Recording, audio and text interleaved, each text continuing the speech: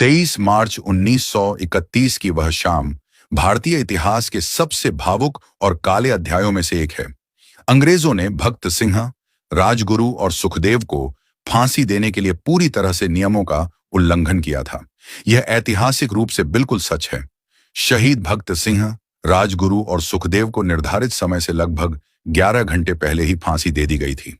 अदालत के आदेश के अनुसार तीनों क्रांतिकारियों को 24 मार्च 1931 की सुबह 6 बजे फांसी दी जानी थी। उस समय लाहौर जेल के बाहर भारी भीड़ जमा हो गई थी। सरकार को डर था कि अगर सुबह तक इंतजार किया गया तो लोग जेल पर हमला कर सकते हैं या स्थिति नियंत्रण से बाहर हो सकती है।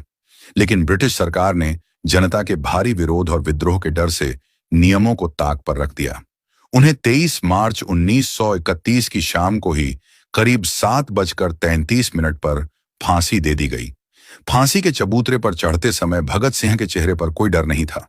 उन्होंने खुद अपने गले में फंदा डाला और झल्लाद से कहा, तुम बहुत खुशकिस्मत हो कि तुम्हें भारत के 3 सबसे बड़े क्रांतिकारियों को फांसी देने का मौका मिल रहा है। शाम के 7:33 बजे तीनों को फांसी दे दी गई। अंग्रेज सरकार बाहर जमा हजारों की भीड़ से इतनी डरी हुई थी कि उन्होंने शवों को मुख्य गेट से बाहर नहीं निकाला। जेल की पिछली दीवार तोड़कर शवों को ट्रकों में लादा गया। रात के अंधेरे में शवों को फिरोजपुर, पंजाब के पास सतलुज नदी के किनारे ले जाया गया। वहां मिट्टी का तेल डालकर उन्हें जलाने की कोशिश की गई। लेकिन जब पास के गांव वालों को आग की लपटें दिखीं और वे वहां पहुंचे तो अंग्रेज अफसर आधे जले शवों को वहीं छोड़कर भाग गए।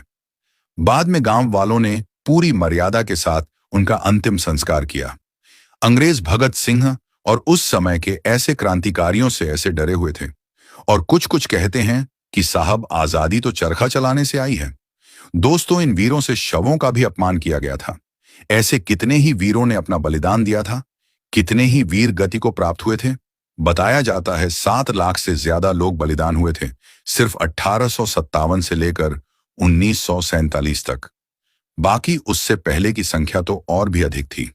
लेकिन कुछ लोगों ने पूरे देश को बेवकूफ बनाया और बताया कि आजादी तो सिर्फ एक परिवार ने दिलवाई है या फिर चरखा चलाने से आई है। कुछ समय पहले तक तो भगत सिंह को किताबों में आतंकवादी तक लिखवा रखा था और ये काम किया था।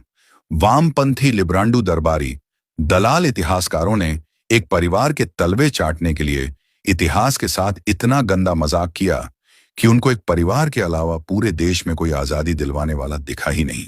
इसीलिए उदघोष ने यह मुहिम चलाई है कि हर सच को आपके सामने रखा जाएगा। लेकिन दोस्तों, इसमें आपको हमारा यानी